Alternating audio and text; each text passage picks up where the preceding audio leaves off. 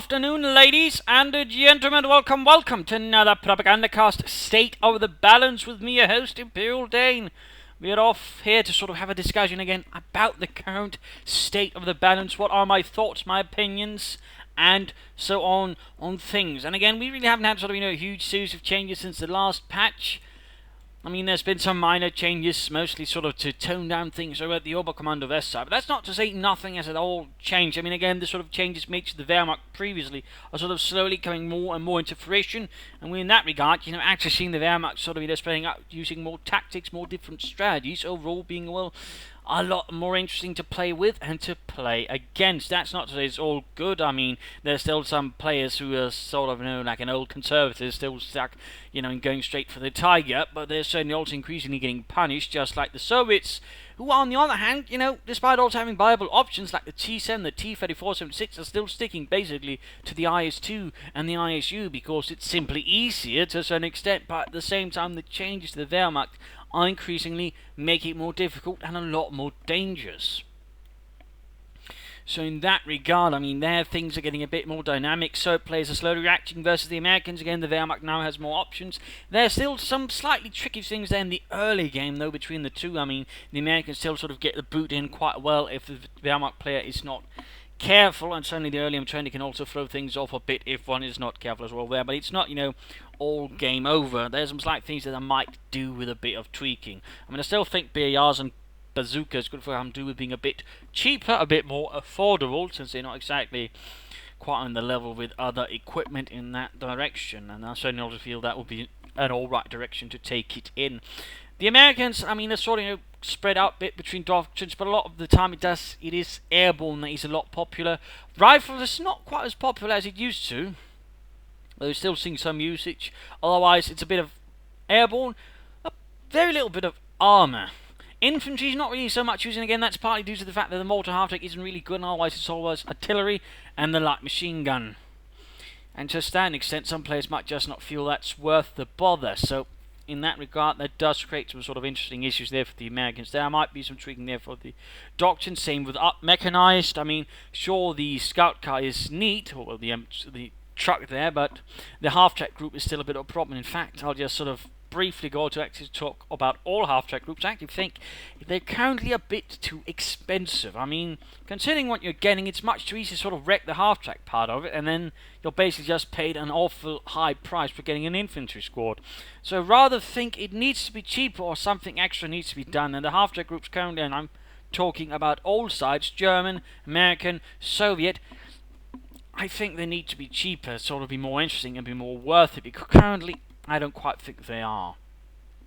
But besides, I mean, with the Americans, we're still seeing sort of varied tactics, varied strategies. It's not just, all same hat there for the Yanks.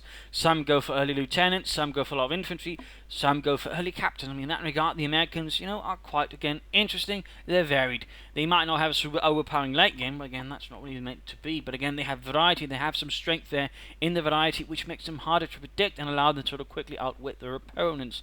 So in that regard, the Americans, again, except for some tweaks that are needed here and there, I do feel they're still sort of the strongest faction of the four. And again, for the Soviets, I mean, it's largely good. Again, the play for the IS-2 and all that has gotten a lot less stronger. Again, as the Wehrmacht are slowly adapting to it. So in that regard, the Soviet metagame needs to sort of get a lot less ponderous and begin moving a bit more. I mean, some players are beginning to use T-70s and T-34s more, and we are beginning to see again the T-70 is still pretty damn evil, which is well meant as supposed to be.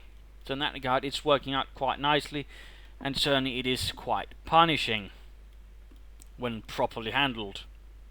Though, of course, at the same time, I mean, it's not quite as super overpowered as what previously, because again, with the earlier telemines, you can also maybe quickly throw it a bit under the tracks.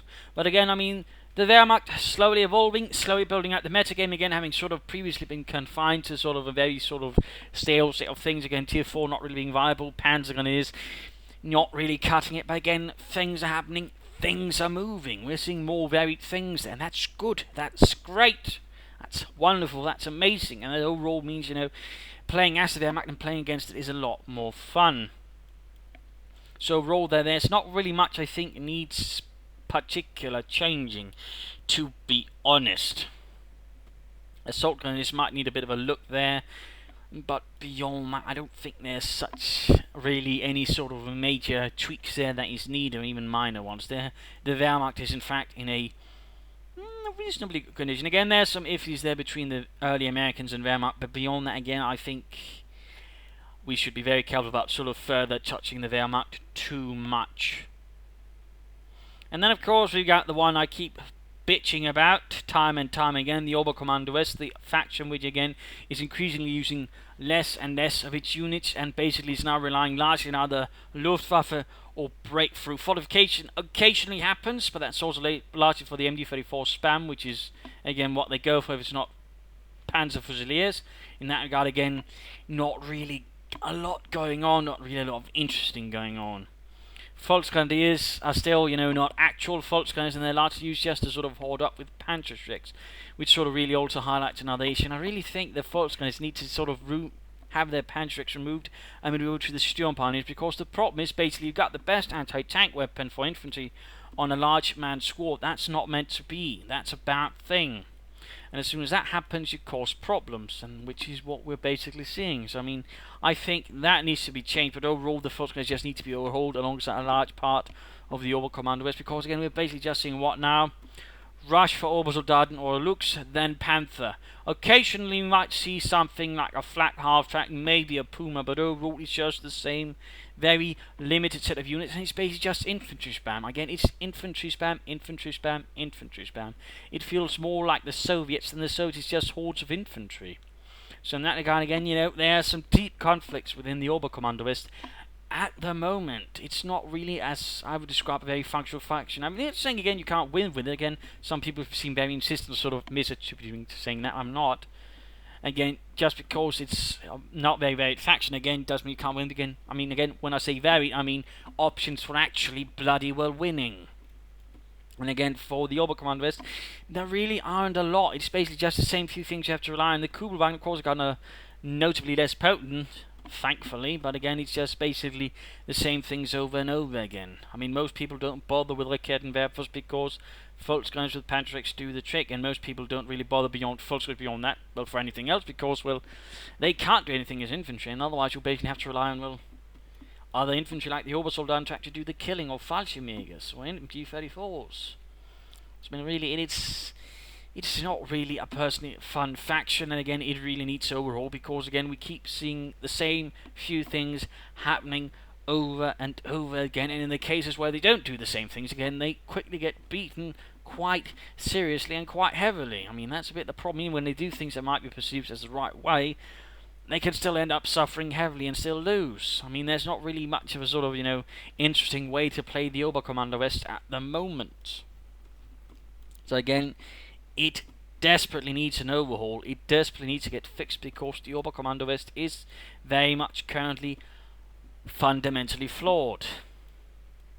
So, that's really it. And yes, I will keep saying it until Relic fixes it, because I'm not giving up in that. I will not allow a faction to be such utter mess throughout the entire history of Company of Heroes, because currently I pretty much rank it as the worst faction, and yes, worse than the British and the Panzer Elite, because hey, at least those are sort of tried without any experience in the department, whereas the Oberkommando West basically happened after the Brits, after the Panzer Elite, and those lessons should have been learned, except they haven't. So in that regard, that's really the basic problem with the Oberkommando West. But either way, again, essentially, Wehrmacht sort of still the one evolving. Americans still quite flexible and strong in that regard. Of course, they don't have sort of any big tanks that can sort of soak up damage, but they're not meant to when they have the non-doctrinal tank destroyer that does the most damage. And of course, there's still lots of things there. There's some American doctrines still need tweaking. Soviet doctrines might alter a bit, but overall, they just need to sort of learn to move on, I think, largely.